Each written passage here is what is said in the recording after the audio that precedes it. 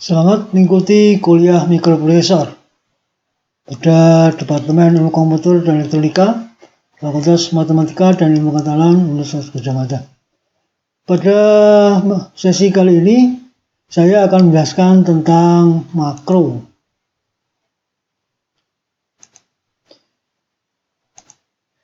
Yang pertama adalah bagaimana kita bisa menggunakan makro, definisinya atau singkatnya bagaimana. Kemudian yang kedua, nanti deklarasi makro. Kemudian yang ketiga adalah contoh-contohnya yang bisa dibuat untuk makro, kemudian menggunakan file eksternal. Jadi makro yang dituliskan bisa disimpan di dalam file yang terpisah, namanya file eksternal. Bagaimana bisa menggunakan file eksternal. Juga pada materi sebelumnya kita mempelajari bahwa dengan menggunakan Windows API, maka banyak sekali yang harus kita tuliskan di bagian header. Ini juga bisa disimpan di dalam file yang terpisah yang kita gunakan dengan file eksternal yang nanti akan digabungkan pada saat proses assembly. Nah, terakhir contoh programnya. Oke, jadi yang pertama adalah mengenai pengertian makro. Makro adalah sekumpulan instruksi yang diberi nama tertentu. Makro dituliskan sebelum segmen program, jadi di luar segmen program, bahkan di luar segmen data dan segmen stack atau segmen BSS. Nama yang diberikan di dalam makro akan berfungsi seperti instruksi baru. Jadi misalkan kita nanti memberikan nama makro itu dengan nama tampilkan, ya maka berarti di dalam program segmen program atau bagian program nanti bisa diberikan perintah tampilkan. Sehingga nanti makro dipanggil, digunakan dalam program dengan menulis nama makronya tadi ya. Nah, pada saat proses assembler akan menyalin seluruh instruksi pada makro yang dipanggil. Nah, yang terakhir, fungsi makro adalah untuk memudahkan atau memahami alur dari program yang sedang dibuat. Ya, jadi kita mau membaca program, ya programnya bisa mudah terbaca. Kalau mau ingin detail bagaimana masing-masingnya, maka harus dilihat isinya makro masing-masing. Ya, yang berikutnya deklarasi makro, yaitu sintaknya. Ya.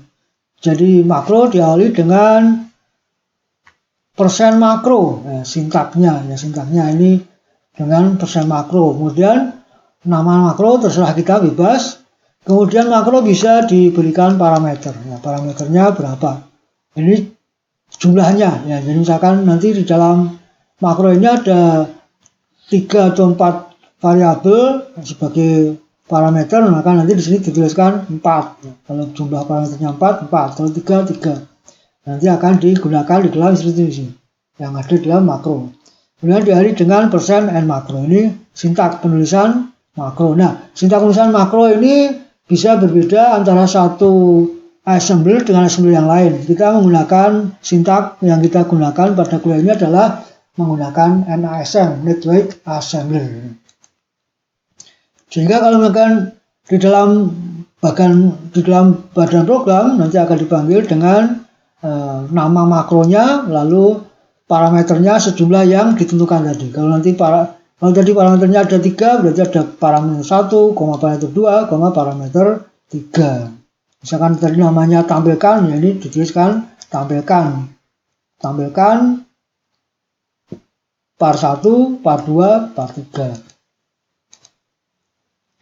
Nah, mengenai parameter di dalam makro tadi, parameter di dalam istri-istri nanti digunakan persen nomor.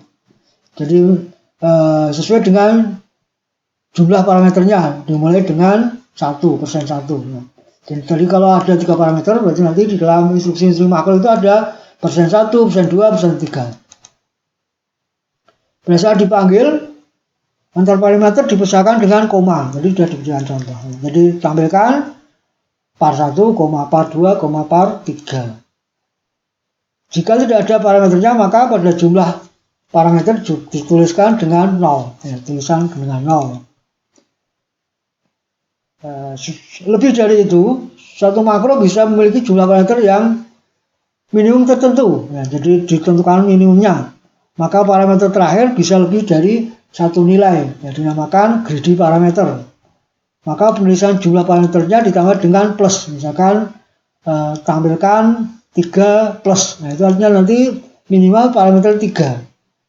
Kemudian bisa baru dipanggil misalkan tampilkan lalu par 1, par 2, par 3, par 4, par 5. Maka par 3, par 4, par 5 itu menjadi satu kesatuan, ya, menjadi parameter yang ketiga. Jadi parameter ketiga bisa lebih dari satu, sehingga totalnya jumlahnya meskipun ditentukan cuma 3 tapi bisa diberikan parameter sampai 5.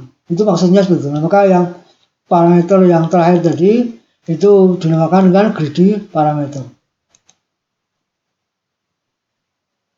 Ya, ini contoh makro, ya.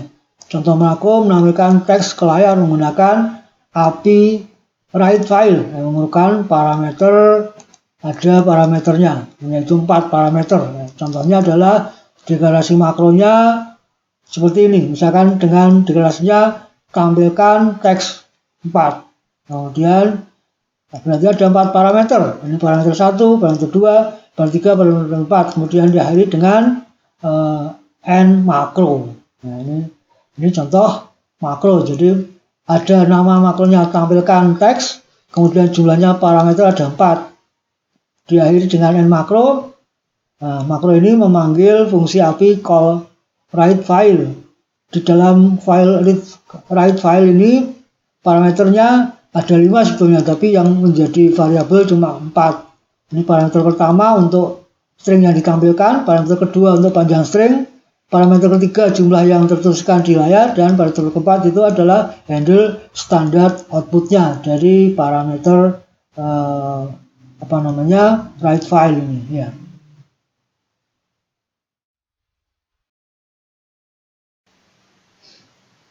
Oke, kita lanjutkan. Selanjutnya adalah bagaimana cara memanggilnya. Jadi setelah kita deklarasikan, maka nanti pada bagian program, pada segmen code, maka nanti dipanggil dengan namanya. Jadi kalau tadi dideklarasikan dengan nama makro tampilkan teks, maka nanti di dalam program, yaitu di dalam segmen code juga akan diberikan perintah tampilkan teks. Jadi misalkan kita punya deklarasi di dalam segmen data, ada message yang akan ditampilkan, misalkan ini teks, kemudian panjang message, ya, panjang message-nya, kemudian byte, jumlah byte yang nanti akan tertampilkan, dan standar output-nya. Ini contoh yang di dalam program lengkapnya nanti akan dipakai, ya, standar output-nya akan digunakan makro, digunakan Windows API sendiri untuk mendapatkan standar output. Nah, yang sekarang yang perhatian kita pada bagaimana memanggil makro. Jadi kalau tadi dideklarasikan dengan nama tampilkan teks, maka dipanggil pada bagian segmen kode itu dengan tampilkan teks. Lalu tadi dideklarasikan dengan 4 parameter. Nah, maka ini dimasukkan. Parameter pertama MSG, kemudian PMSG, kemudian nbyte dan std out. Ada 4 parameter. Ini cara memanggil makro pada program, ya, pada program. Tapi berikutnya bagaimana kalau nanti makronya banyak sekali, bisa disimpan ke dalam file yang terpisah, yaitu file yang terpisah dari program utama. Kita namakan file eksternal. Ya.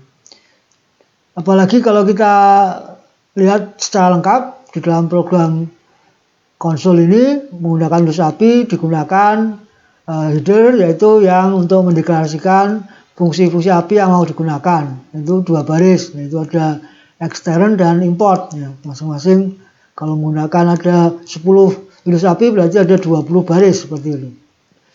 Nah, maka deklarasi dari Windows API tadi itu bisa disimpan dalam file yang terpisah. Ya, di luar file ASM yang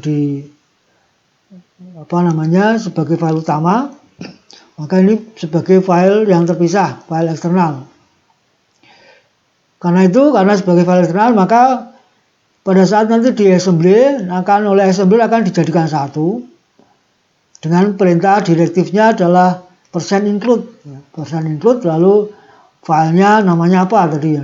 Misalkan nanti namanya itu console.inc misalkan ya. Nanti ini dituliskan di bagian program paling atas, bagian header dituliskan %include nama filenya.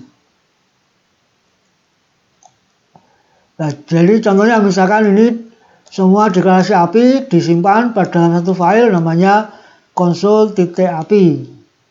Misalkan isinya adalah semua Windows API akan digunakan untuk membuat program konsol, ya. Mulai dari allo console, get standard handle, kemudian set console title, kemudian ada read file, write file, ada free console, ada sleep, ada proses. Ini semuanya Windows API akan digunakan. Deklarasinya ada dua baris, yang pertama extern dan yang kedua adalah import. Ya. Import. Setiap fungsi itu setiap Windows API-nya ada dua baris dalam deklarasinya. Nah, maka ini disimpan dalam file terpisah namanya misalkan console API. Pada program akan dituliskan seperti ini. Jadi contohnya ini. Tadi kalau semua Windows API disimpan dalam console API, maka pada bagian atas program dituliskan %include nama filenya. %include, string ini console.api. Baru nanti deklarasi data, deklarasi stack kalau ada, kemudian BSS, kemudian baru kodenya. Ya, kemudian ini instruksinya. Ya, jadi ini penggunanya di atas, bagian header, ya, bagian header. Nah, kemudian tadi kita sudah menjelaskan tentang makro, ya.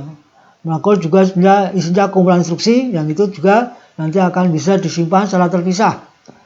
Ya, disimpan secara terpisah, jadi sebagai file eksternal. Misalnya nanti makronya akan ada beberapa, ya, banyak deklarasi makro, misalkan disimpan pada file namanya console.mac, console Mac. Isinya misalkan ini ada buat konsol, ini pakai 3 parameter. Ini untuk tahap awal kita membuat konsol, ada allo console, ada set console title, ada get standard header untuk output dan untuk input. Ya. Ini kita jadikan jadi satu makro. Ya. Nah, sehingga ini ada parameter yang untuk sebagai variabel, misalkan untuk allo console ini tanpa parameter. Tapi untuk set console title perlu satu parameter, yaitu title-nya apa. Kemudian untuk get standard handle nanti mau disimpan kemana, yang output kemana, yang input kemana. Jadi sehingga ini ada 3 parameter, ya, sesuai dengan instruksinya. Nah, setelah itu ada makro tampilkan teks. Ini menggunakan Windows API write file. Ini tadi yang dicontohkan di depan. Ini perlu 4 parameter, ya, 4 parameter. Kemudian ada lagi baca teks, ini membaca dari keyboard. Ini juga 4 parameter. Ini intinya menggunakan Windows API read file. Ya, read file itu perlu 5 parameter, tapi yang parameter terakhir ini, ya, ini 0. Ya. Tidak sebagai variabel, maka ini yang variabelnya ada 4. Hingga ini parameternya baca teks perlu 4 parameter. 1, 2, 3, 4. Urutannya menyesuaikan. Oke, kemudian pada program konsol ada tahap terakhir adalah tutup konsol, sehingga ini semua tahapan di dalam program untuk membuat program konsol ini perintah-perintahnya Windows API-nya kita satukan dalam makro, ya, sehingga nanti akan terbaca lebih sederhana pada programnya. Jadi tutup konsol hanya 1 parameter, ya, parameter untuk delay-nya. Di dalam tutup konsol ini yang dikerjakan ada call sleep, ada call free console, dan ada exit proses, ya, exit proses. Nah, kemudian pada program nanti kalau tadi nama file eksternalnya console.api itu yang berisi deklarasi dari Windows API yang digunakan, kemudian console.make ini adalah berisi makro-makro yang digunakan, maka disimpan di file terpisah ini, maka nanti pada program utama diberitahukan lewat %include console.api, %include console.mark. Ya. Ada 2 file berarti ya. Nah, kemudian secara pemrogramannya, kemudian deklarasi data, kemudian variabel-variabelnya. Nah, pada bagian variabel tidak tanpa inisialisasi data itu segmen PSS. Kemudian bagian programnya dimulai dari segmen code ya, dengan awal startnya, sehingga programnya lebih mudah dibaca seperti ini. Ya, jadi kalau tadi kita abaikan yang atas itu bagian-bagian deklarasi, ya memang perlu karena nanti dipakai di dalam program ini. Maka kita lihat perintahnya mudah dimengerti. Dalam membuat program konsol itu pertama membuat konsol, itu ada beberapa tahapan ya. Ada beberapa Windows API yang digunakan. Setelah konsolnya siap, kemudian bisa menampilkan teks ke dalam konsol pakai write file tadi yang kita jadikan makro dengan nama tampilkan teks. Kemudian setelah tampilkan teks, kita bisa memasukkan dari keyboard menggunakan baca teks. Kemudian apa yang dibaca tadi bisa ditampilkan kembali, atau ini tampilkan teks untuk yang delay tadi ya, delay. Setelah nanti lewat delay, kemudian akan otomatis di close dalam waktu 10 detik ini ya, 10 detik. Jadi programnya mudah dibaca, yaitu seperti tahapan dasarnya: buat konsol, tampilkan teks, baca teks, tampilkan teks, dan tutup konsol. Ini kan mudah dibaca daripada membaca instruksi mesinnya satu persatu. Ya, jadi memang tujuannya itu memudahkan pembacaan dari maksud dari program. Sebetulnya yang mengerti ya kita. Lalu nanti dikerjakannya gimana? Nah, ini akan diterjemahkan oleh assembler untuk ke aslinya, ya, ke instruksi aslinya. Nah, itu nanti contohnya bisa dilihat dari contoh yang ada, nanti langsung di assembly dan di link, sehingga bisa jadi file exe, kemudian siap dijalankan pada Windows, baik itu langsung dari command prompt atau konsol, juga bisa diklik dari Explorer, ya. Bisa dijalankan langsung karena ini konsol tadi modenya mode konsol, yaitu mode 32 bit atau 64 bit sama ya. Untuk nanti menulisnya bisa menggunakan editor apa saja. Saya biasanya menggunakan Notepad++, ya. Kemudian di assembly dan di link. Ya, selanjutnya akan saya contohkan bagaimana membuat program menggunakan makro, ya, dengan contoh langsung pada layar, yaitu saya akan menuliskan menggunakan Notepad++, kemudian nanti di assembly dan di link, kemudian setelah itu dijalankan. Bisa dijalankan dari command prompt, juga nanti bisa juga dijalankan dari Explorer.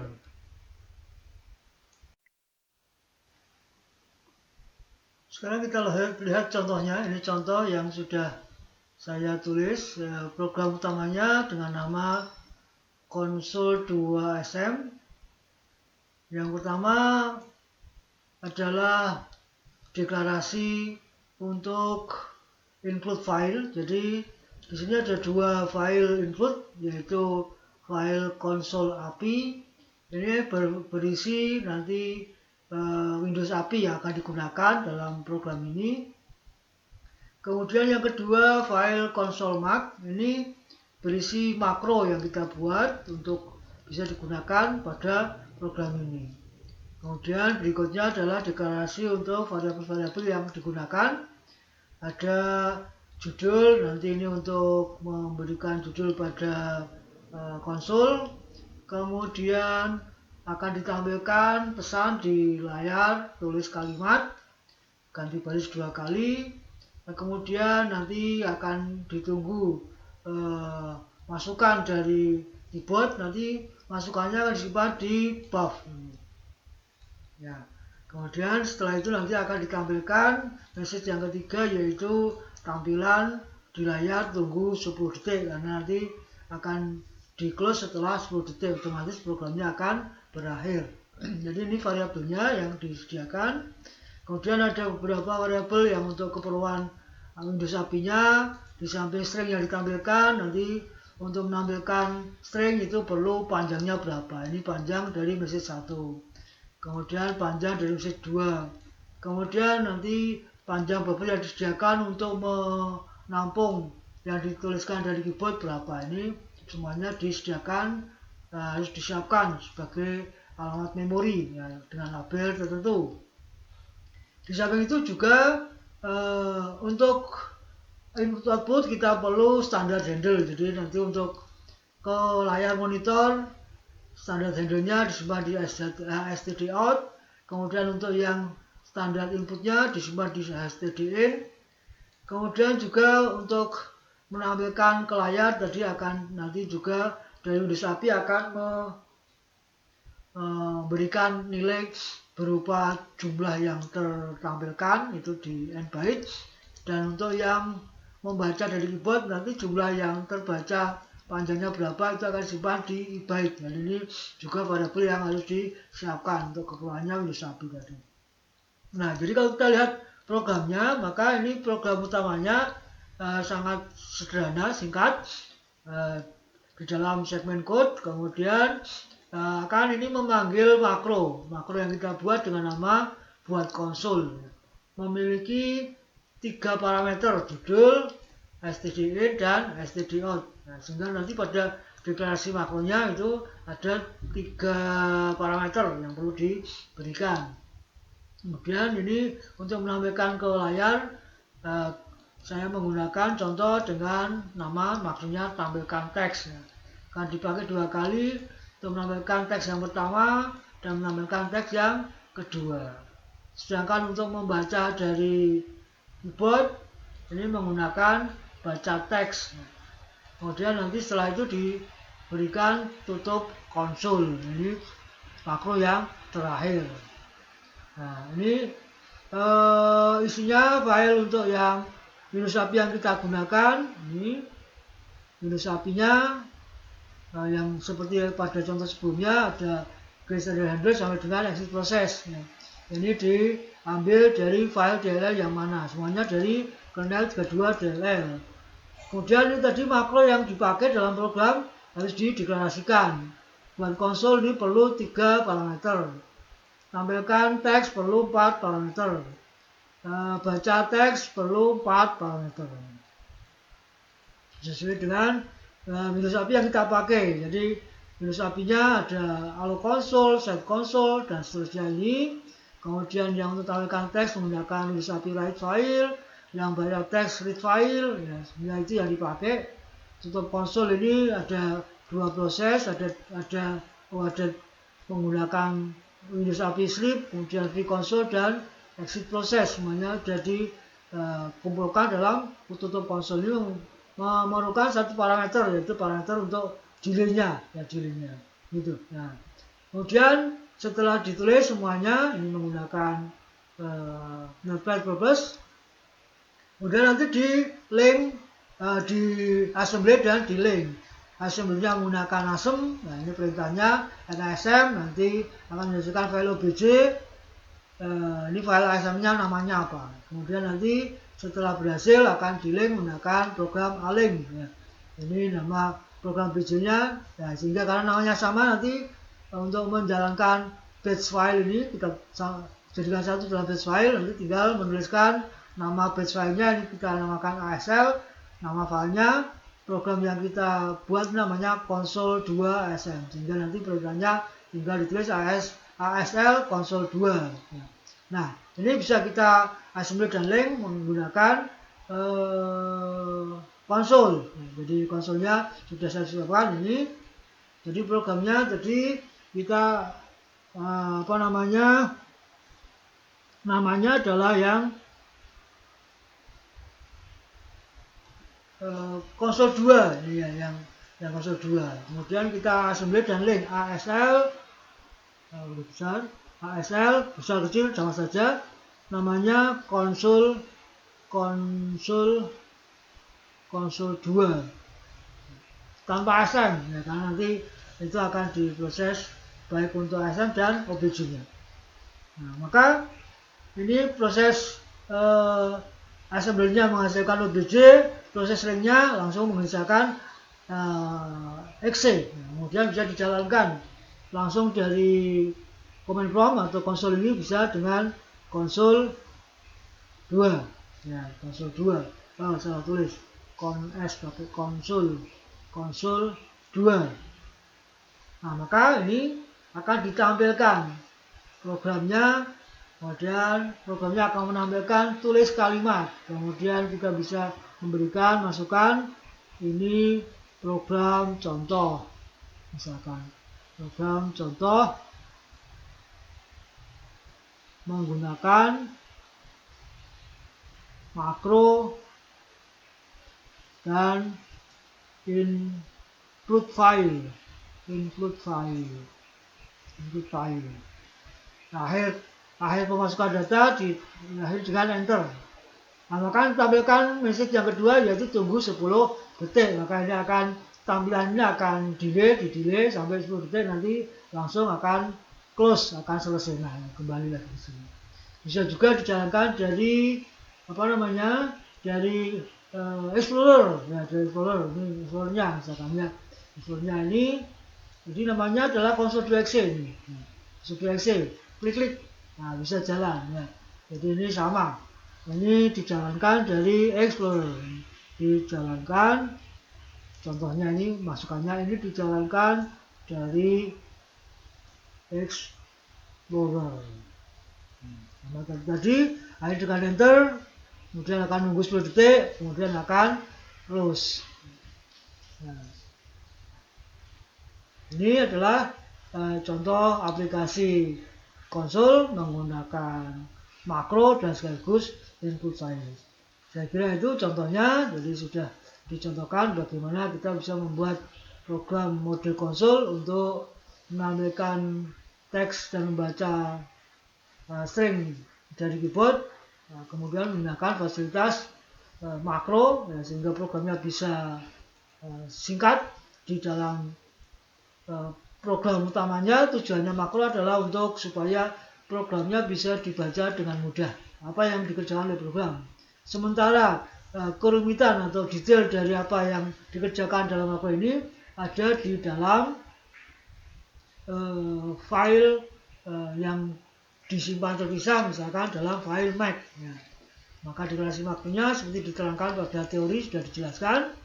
Lalu juga Windows API-nya juga disimpan tersendiri. Bisa saja Windows API dan makro jadikan satu, bisa saja nanti filenya jadi satu, bisa saja ya. Jadi tidak dua kali, misalkan semua yang file API-nya tadi masuk ke dalam file makro atau sebaliknya ya.